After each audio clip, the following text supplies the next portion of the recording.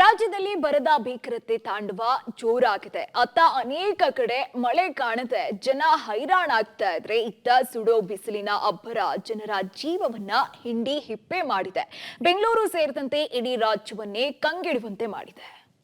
ಬಿಸಿಲಬ್ಬರಕ್ಕೆ ಕರುನಾಡು ತತ್ತಿರ. ರಾಜ್ಯದ 25 ಜಿಲ್ಲೆಗಳಲ್ಲಿ heat wave. ರಾಜ್ಯದಲ್ಲಿ ಬಿಸಿಲ ಪ್ರಮಾಣ ಈ ಬಾರಿ ಅತಿ ಹೆಚ್ಚಾಗಿ ಕಾಡೋಕೆ ಶುರುವಾಗಿದೆ. ಮನೆಯಿಂದ ಹೊರಗೆ ಬರೋದಿಕ್ಕೆ ಆಗದೆ ಜನರು ಪರದಾಟವನ್ನ ನಡೆಸ್ತಾ ಇದ್ದಾರೆ. ಈ ಮಧ್ಯೆ ಈ ಬಾರಿಯ ಬೇಸಿಗೆ ಅನೇಕ ಕೆಟ್ಟ ವಾತಾವರಣದ ದಾಖಲೆಗೆ ಕಾರಣ ಆಗಿದ್ದು, ಅನೇಕ ವರ್ಷಗಳ ತಾಪಮಾನ ದಾಖಲೆಯನ್ನ ಮೀರಿ ತಾಪಮಾನ ದಾಖಲಾಗ್ತಾ ಇದೆ. ಹೌದು, ಈಗಾಗಲೇ ಬಿಸಿಲ ಬೇಗೆಯಿಂದ ತತ್ತರಿಸಿದಂತಹ ಜನರಿಗೆ ಇನ್ನು 4-5 ದಿನ ಉಷ್ಣ ಅಲೆಯಿಂದ ತತ್ತರಿಸಬೇಕಾಗಿದೆ. ಇನ್ನು ಬೆಂಗಳೂರು ಗ್ರಾಮಾಂತರ, ಮಂಡ್ಯ, ಕೋಲಾರ, ಗದಗ, ಬಾಗಲಕೋಟೆ, ಬಳ್ಳಾರಿ, ವಿಜಯಪುರ, ರಾಯಚೂರು, ಕಲಬುರಗಿ ಸೇರಿದಂತೆ ರಾಜ್ಯದ ಒಟ್ಟು 25 ಜಿಲ್ಲೆಗಳಲ್ಲಿ ಮೇ 4ರ ತನಕ ಹೀಟ್ ವೇವ್ ಮುಂದುವರಿಯಲಿದೆ ಅಂತ ಹವಾಮಾನ ಇಲಾಖೆ ಮುನ್ಸೂಚನೆಯನ್ನ ಕೊಟ್ಟಿದೆ. 41 ವರ್ಷದ ಬಳಿಕ ಶೂನ್ಯ ಮಳೆ ವರದಿ. ಇನ್ನು ಸಾಮಾನ್ಯವಾಗಿ ಬೇಸಿಗೆಯಲ್ಲೂ ಮಳೆಯಾಗುತ್ತೆ, ಆದ್ರೆ ಈ ಬಾರಿ ವರುಣ ದೇವ ಮುನಿಸ್ಕೊಂಡಂತೆ ಕಾಣಿಸ್ತಾ ಇತ್ತು. ಫೆಬ್ರವರಿ, ಮಾರ್ಚ್ ಹಾಗೂ ಏಪ್ರಿಲ್ 3 ತಿಂಗಳಲ್ಲಿ ಶೂನ್ಯ ಮಳೆ ದಾಖಲಾಗಿದೆ.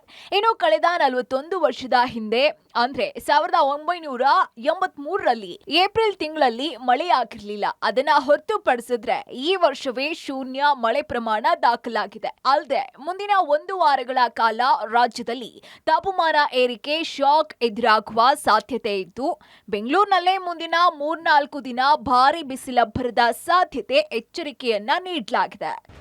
ಮುಂದಿನ 4 ದಿನಗಳವರೆಗೆ ಕರ್ನಾಟಕ ರಾಜ್ಯದ ಎಲ್ಲಾ ಜಿಲ್ಲೆಗಳಲ್ಲಿ ಒಣ ಹವೆ ಮುಂದುವರಿಯುವ ಹೆಚ್ಚಿನ ಸಾಧ್ಯತೆ ಇದೆ. ಬೆಂಗಳೂರಿನಲ್ಲಿ ಏಪ್ರಿಲ್ ತಿಂಗಳಿನಲ್ಲಿ ಮಳೆಯಾದ ಯಾವುದೇ ದಾಖಲಾತಿ ಇರುವುದಿಲ್ಲ. ಮುಂದಿನ 3 ದಿನಗಳವರೆಗೆ ಬೆಂಗಳೂರಿನಲ್ಲಿ ಒಣ ಹವೆ ಮುಂದುವರಿಯುವ ಹೆಚ್ಚಿನ ಸಾಧ್ಯತೆ ಇದ್ದು, ಗರಿಷ್ಠ ಉಷ್ಣಾಂಶ 38 ಡಿಗ್ರಿ ಸೆಂಟಿಗ್ರೇಡ್ ಮತ್ತು ಕನಿಷ್ಠ ಉಷ್ಣಾಂಶ 24 ಡಿಗ್ರಿ ಸೆಂಟಿಗ್ರೇಡ್ ಇರುವ ಹೆಚ್ಚಿನ ಸಾಧ್ಯತೆ ಇದೆ.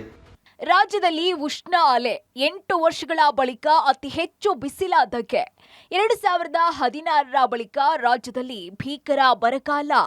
2016 ಏಪ್ರಿಲ್ ಸರಾಸರಿ ದಾಖಲೆ ಮೀರಿ ತಾಪಮಾನ. 2016 ಏಪ್ರಿಲ್ನಲ್ಲಿ 36.51 ಡಿಗ್ರಿ ತಾಪಮಾನ ದಾಖಲು. 2024ರ ಈ ವರ್ಷದ ಏಪ್ರಿಲ್ನಲ್ಲಿ ಸರಾಸರಿ ತಾಪಮಾನ 36.64 ಡಿಗ್ರಿ. 2016 ಏಪ್ರಿಲ್ ತಿಂಗಳಲ್ಲಿ 11 ದಿನಗಳು 37 ಡಿಗ್ರಿ ದಾಟಿದ್ದ ತಾಪಮಾನ ಈ ಬಾರಿ 17 ದಿನಗಳು 37 ಡಿಗ್ರಿ ತಾಪಮಾನ ದಾಟಿದೆ.